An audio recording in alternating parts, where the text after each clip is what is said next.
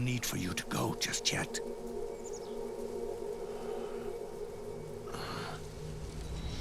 It's been a long time, Snake.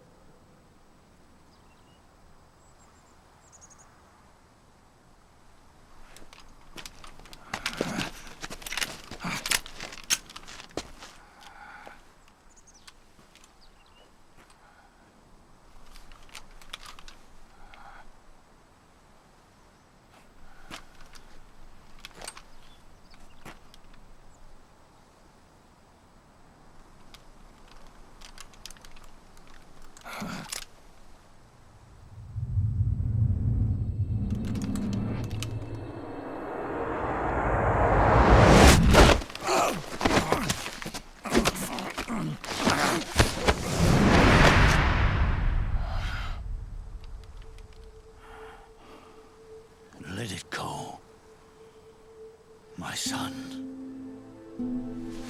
I'm not here to fight. Or should I call you brother? What?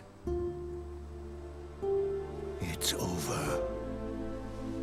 Time for you to put aside the gun and live.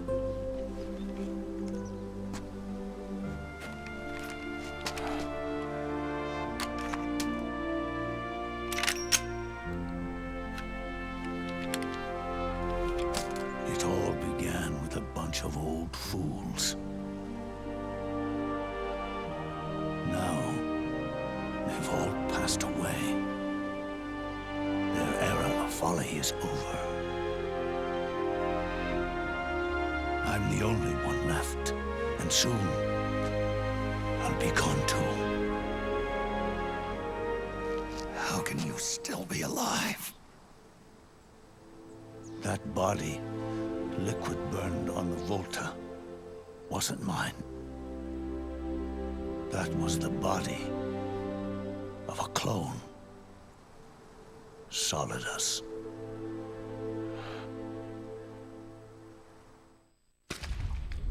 He was a perfect clone. Zero and the proxy AIs that came after him were convinced that Solidus was me. I was implanted with nanomachines, kept in a state of eternal sleep by JD and the proxy AI. They had me sealed away completely, not only my physical body, but my will too. The technology was similar to what they used to restrain the B&B members you encountered. For me to wake again, the system had to be destroyed, one way or another.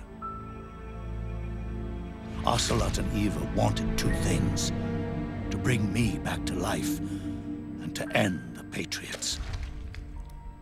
That meant destroying the AI and killing the man, JD and Zero.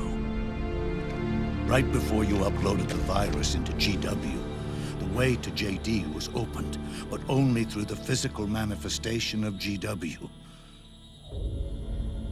That's when we finally learned the location of this man, Zero. For me, and for them, for Naomi, nothing was more important.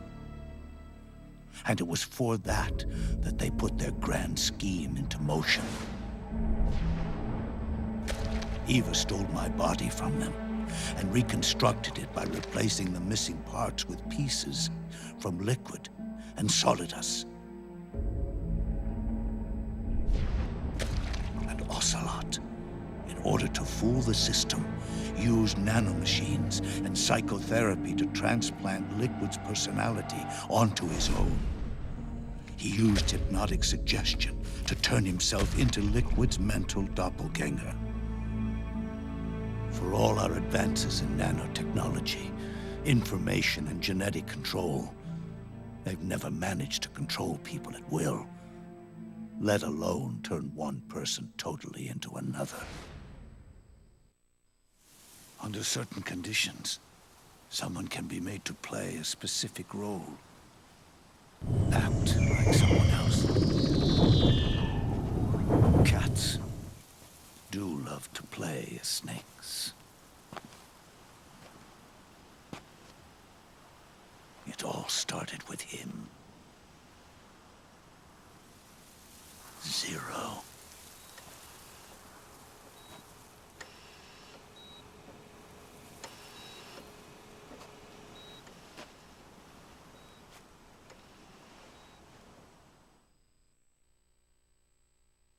Zero grew old, and by the end his Patriots were being run by a network without shape or form.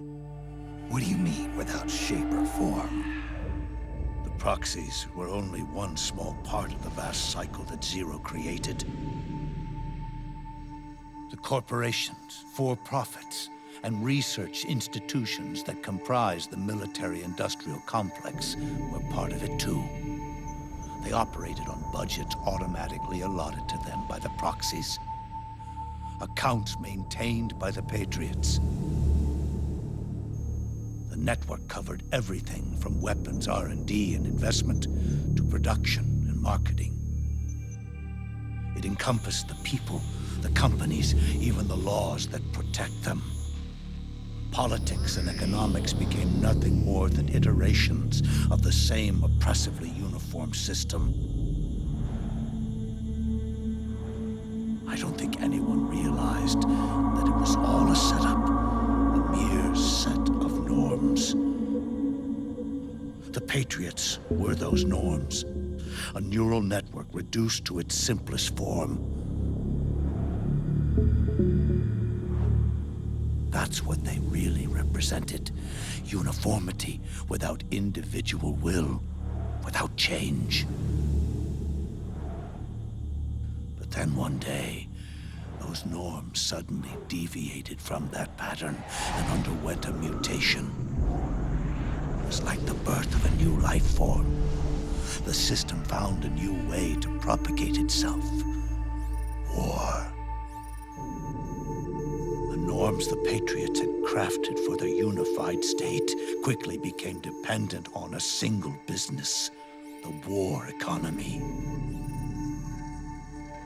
Meanwhile, the political cause of creating a cleaner, safer battlefield provided a convenient catalyst. By then, the system was no longer being steered by Zero's will, or anyone else's. It was then that the norms, manifested as AIs, the inheritors of Zero's will, began to reproduce and take on a life of their own.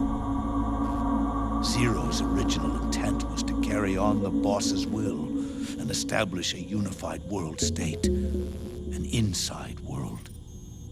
But his successors failed to carry on his will.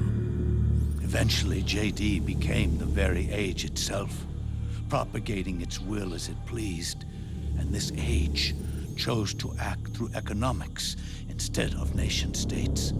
Powered by the industrial and digital revolutions that came before it, this age gave birth to a twisted economic revolution, a battlefield revolution. It created a new world without substance.